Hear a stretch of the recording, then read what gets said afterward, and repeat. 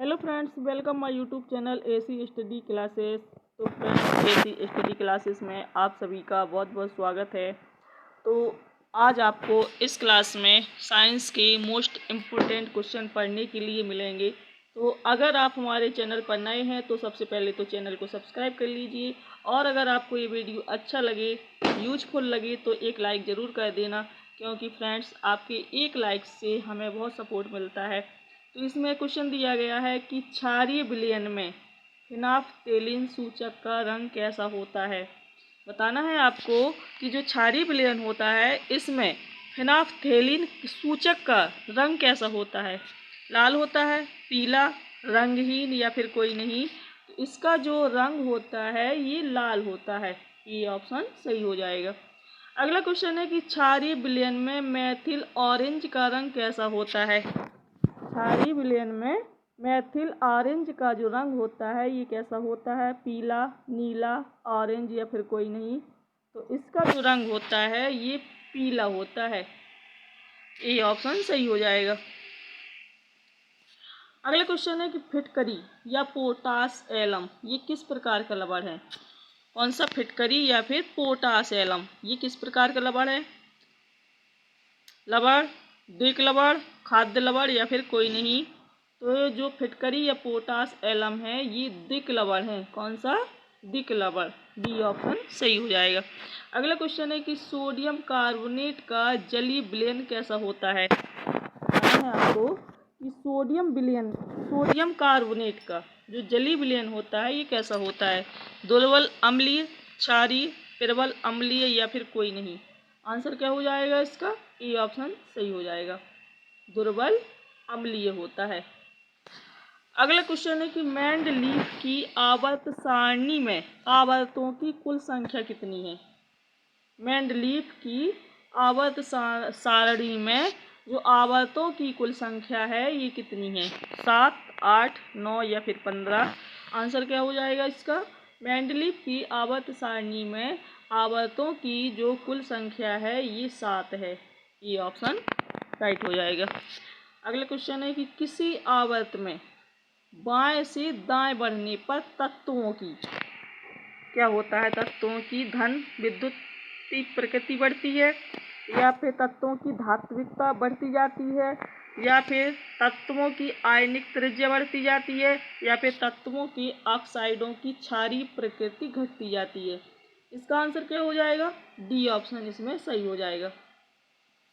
तत्वों के ऑक्साइडों की क्षारीय प्रकृति घटती जाती है। अगला क्वेश्चन है कि आधुनिक आवर्त नियम प्रतिपादित करने वाले वैज्ञानिक कौन हैं।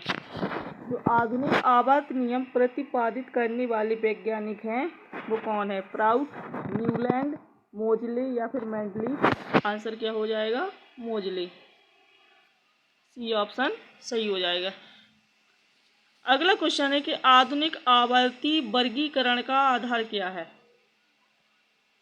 आधुनिक आवर्ती वर्गीकरण का आधार परमाणु भार, परमाणु क्रमांक, संयोजकता या फिर रासायनिक क्रियाशीलता। आधुनिक आवर्ती वर्गीकरण का जो आधार है ये है परमाणु क्रमांक। बी ऑप्शन सही हो जाएगा। अगला क्वेश्चन है कि आवर्त सारणी के किसी समूह में परमाणु क्रमांक की वृद्धि के साथ साथ बढ़ता है या बढ़ता है। आवर्त सारणी के किसी समूह में परमाणु क्रमांक की वृद्धि के साथ साथ धन विद्युतीय लक्षण क्या बढ़ता है। धन विद्युतीय लक्षण, आयनन विभव, विद्युत ऋणात्मकता या फिर आधात्मिक लक्षण। आंसर क्या हो जाएगा। ए ऑप्शन सही हो जाएगा, धन विद्युतीय लक्षण बढ़ता है। अगला क्वेश्चन है कि द्वितीय आवर्त में तत्वों की संख्या कितनी होती है। द्वितीय आवर्त में तत्वों की जो संख्या होती है बताना है। 2 होती है, 8, 10 या फिर 18। द्वितीय आवर्त में तत्वों की संख्या कितनी होती है, ये 2 होती है। ये ऑप्शन सही हो जाएगा।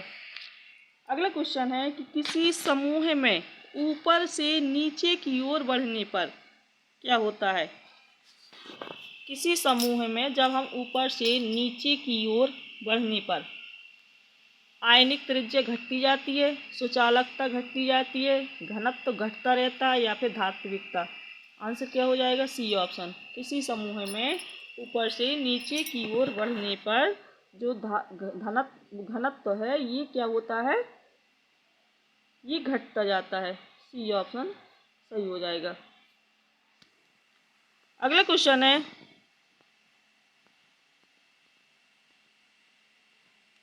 अगला क्वेश्चन क्या दिया गया है कि किस तत्व की विद्युत धनात्मकता सबसे अधिक है।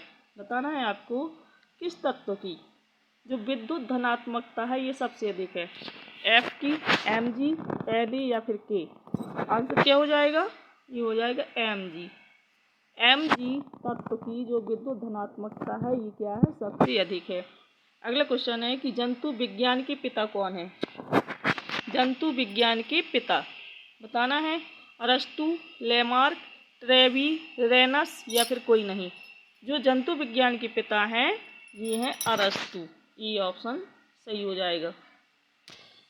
अगला क्वेश्चन है कि जंतु इतिहास हिस्ट्री एनिमल नामक हिस्ट्री एनिमोलियम नामक पुस्तक की लेखक कौन है। जंतु इतिहास नामक पुस्तक की लेखक बताना है आपको, लेमार्क, अरस्तु, चार्ल्स डार्विन या फिर कोई नहीं। तो जंतु इतिहास नामक पुस्तक के लेखक कौन है, अरस्तु। बी ऑप्शन राइट हो जाएगा। अगला क्वेश्चन है कि जीव विज्ञान की किस शाखा के अंतर्गत जीवों के आचरण का अध्ययन करती है। तो जीव विज्ञान की किस शाखा के अंतर्गत जीवों की आचरण का अध्ययन करती है। एथोलॉजी, साइटोलॉजी, आनुवंशिकी या फिर कायिकी। तो जीव विज्ञान की जो एथोलॉजी शाखा के अंतर्गत, इसकी एथोलॉजी शाखा के अंतर्गत जीवों के आचरण का अध्ययन करते हैं।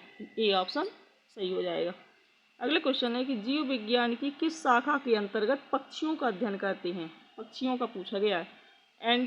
एंटमोलॉजी, ऑर्निथोलॉजी, एंथ्रोपोलॉजी या फिर उड्डयनिकी। आंसर क्या हो जाएगा, ऑर्निथोलॉजी। जीव विज्ञान की किस शाखा के अंतर्गत, तो ऑर्निथोलॉजी शाखा के अंतर्गत पक्षियों का हम क्या कहते हैं, अध्ययन करते हैं। बी ऑप्शन सही हो जाएगा। अगले क्वेश्चन है कि मछलियों के अध्ययन को क्या कहते हैं। मछलियों के अध्ययन को हेलमिन्थोलॉजी, इक्थियोलॉजी, हर्पीटोलॉजी या फिर कोई नहीं। तो मछलियों के अध्ययन को इक्थियोलॉजी कहते हैं। बी ऑप्शन सही हो जाएगा, इक्थियोलॉजी। अगला क्वेश्चन है सरीसृपों के अध्ययन को क्या कहते हैं। सरीसृपों के इक्थियोलॉजी, हर्पीटोलॉजी, ओकियोलॉजी या फिर कोई नहीं। तो सरीसृपों के अध्ययन को हर्पीटोलॉजी कहते हैं। बी ऑप्शन सही हो जाएगा। रेशम उद्योग को क्या कहते हैं। रेशम उद्योग को सेरिकल्चर, पिसीकल्चर, हॉर्टिकल्चर या फिर एपीकल्चर। तो रेशम उद्योग को हम सेरिकल्चर कहते हैं। ये ऑप्शन सही हो जाएगा। अगला क्वेश्चन है कि रुधिर परिसंचरण तंत्र के खोजकर्ता कौन है। अरस्तु, रॉबर्ट हुक, विलियम हार्वी या फिर क्रिक। तो रुधिर परिसंचरण तंत्र की जो खोज करता है वो है विलियम हार्वी। सी ऑप्शन सही हो जाएगा। निम्न में से कौन वायरस से उत्पन्न होने वाली बीमारी है। वायरस से चेचक, पोलियो, कैंसर व एड्स या फिर सभी। तो वायरस से उत्पन्न होने वाली जो बीमारी है ये सभी बीमारियां वायरस से उत्पन्न होती हैं। अलर्क रोग, हाइड्रोफोबिया, ये किसके कारण होता है। एक जीवाणु के, एक वायरस के, एक कवक के या फिर एक प्रोटोजोआ के। तो जो अलर्क रोग है हाइड्रोफोबिया ये एक वायरस के कारण होता है। बी ऑप्शन सही हो जाएगा। अगला क्वेश्चन है कि इंटरफेरॉन होता है, क्या होता है इंटरफेरॉन। जीवाणु से संक्रमित कोशिकाओं द्वारा स्रावित प्रोटीन, वायरस से संक्रमित कोशिकाओं द्वारा स्रावित प्रोटीन या कवक से संक्रमित कोशिकाओं द्वारा स्रावित प्रोटीन या फिर सभी। तो जो इंटरफेरॉन होता है ये वायरस से संक्रमित कोशिकाओं द्वारा स्रावित प्रोटीन होता है। बी ऑप्शन सही हो जाएगा। तो फ्रेंड्स अगर आपको ये वीडियो अच्छा लगा हो तो लाइक कर देना।